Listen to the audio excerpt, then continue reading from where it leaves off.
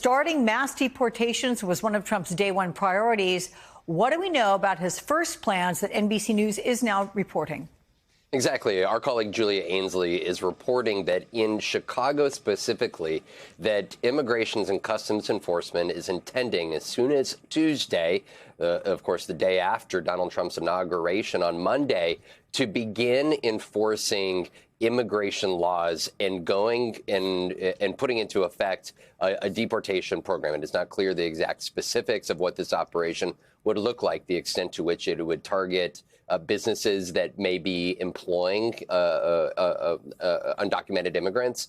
There's potential of targeting particularly brown neighborhoods where there are larger, potentially larger concentrations of undocumented migrants. And so for the Trump administration, over the course of the last years, they have maintained that they would enact the largest deportation program since the Eisenhower administration.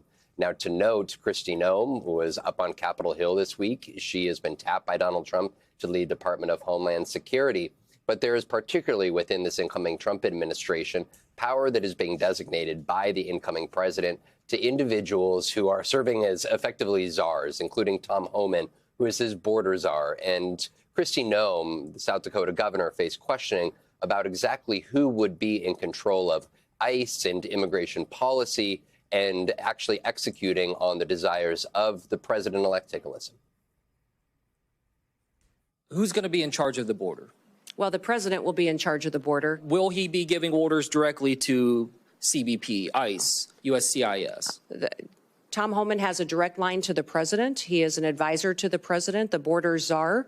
I obviously will be, if nominated and confirmed, and put into the position of being the Department of Homeland Security secretary and responsible for the authorities that we have and the actions that we take.